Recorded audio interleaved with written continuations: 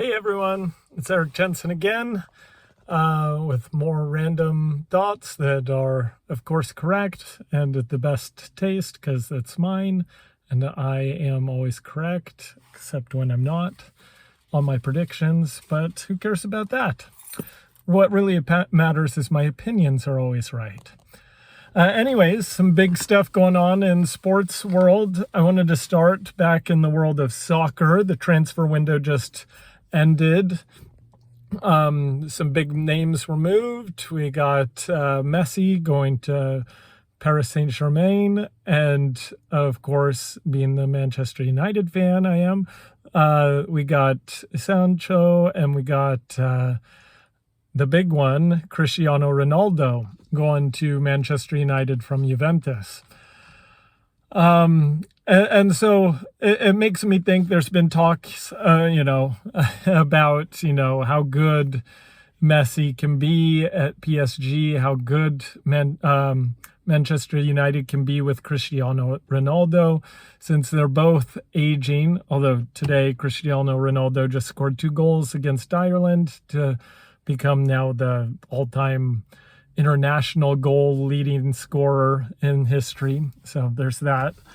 But I see that because as you watch them play, both Messi and Ronaldo, who are arguably two of the greatest that have ever played, they definitely aren't in their prime anymore. They've slowed down. They're not as big on going back and pressuring people on defense and that sort of stuff anymore. But man, they can still score goals. And so it got me thinking to one of my other favorite teams here in the States, the LA Galaxy, just a couple of years ago when they had Zlatan. And I like Zlatan. I think he's ridiculous. I mean, no one likes Zlatan like Zlatan likes Zlatan. But when he was there, I was always torn because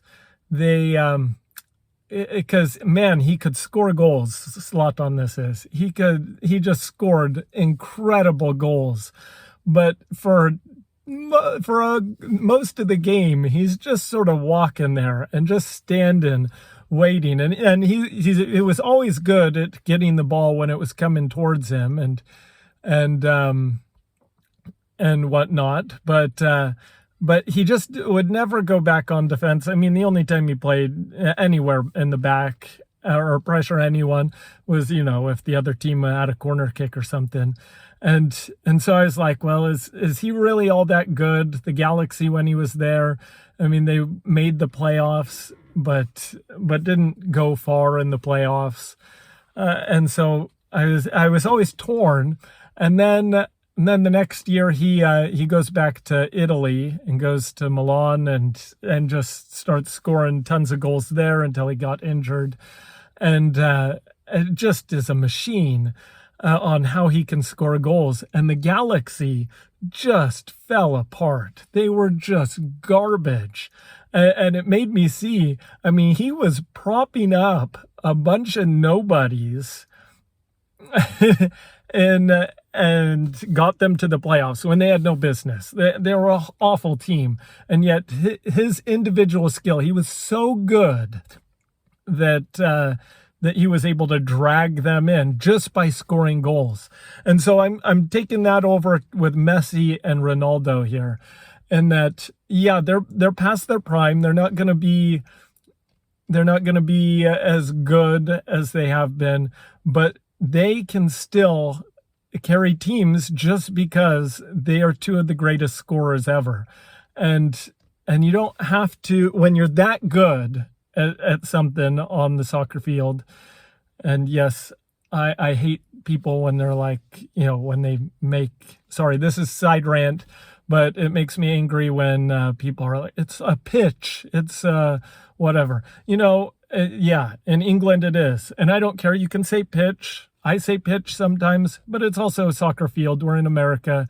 We can speak like Americans. We don't have to say nil. It can be 0. It can be 1-0, 1-0.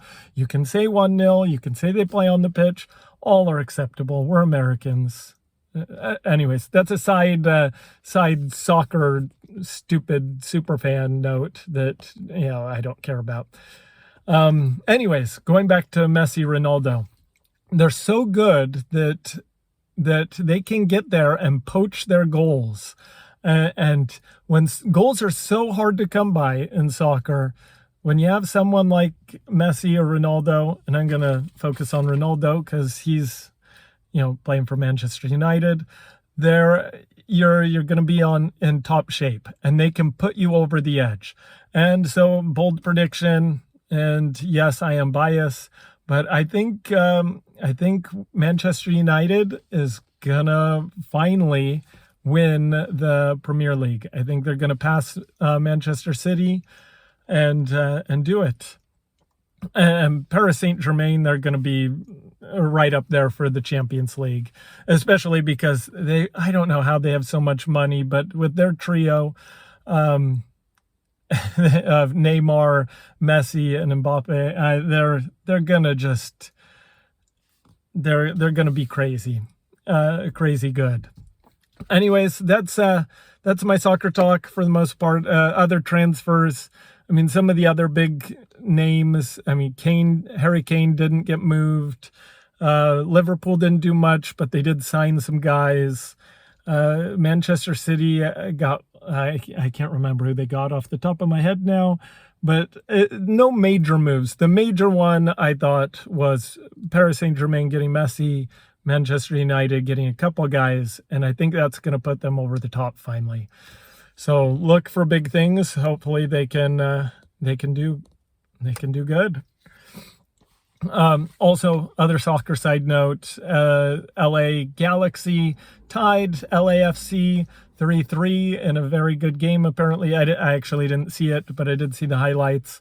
And so once again, the Galaxy run LA, and the LAFC just can't beat the Galaxy. I think they've won like one game against us. So sucks to be them. Anyways, on to college football, week 1.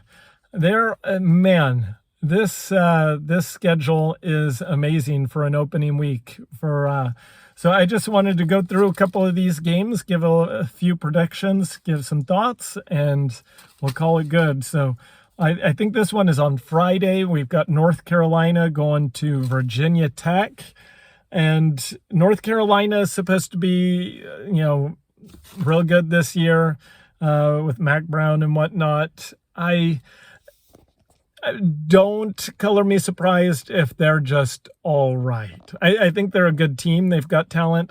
I don't think they're going to be, vying for anything of importance.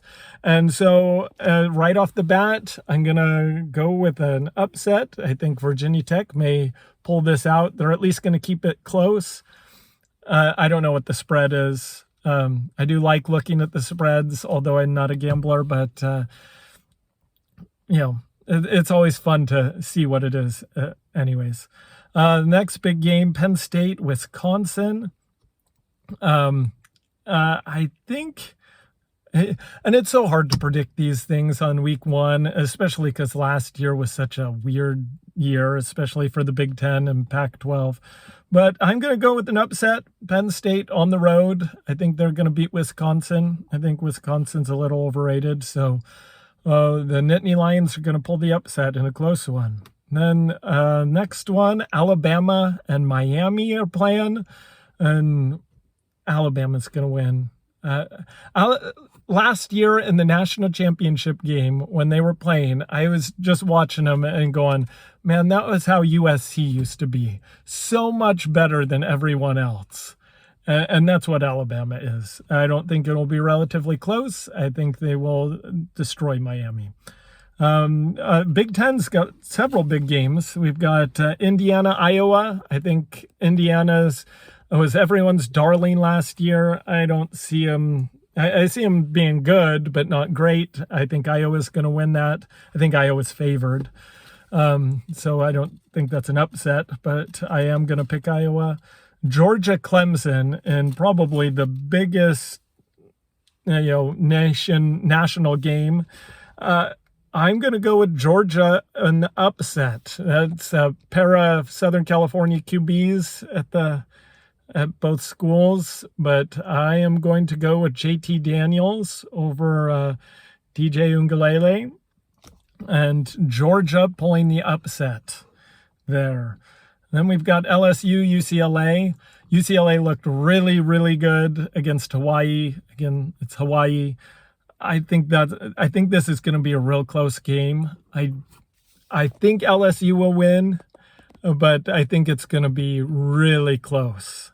Really close. I don't know what the line is. If the line has LSU favored, go with UCLA, but LSU to win. BYU versus Arizona. BYU starting their season without Zach Wilson.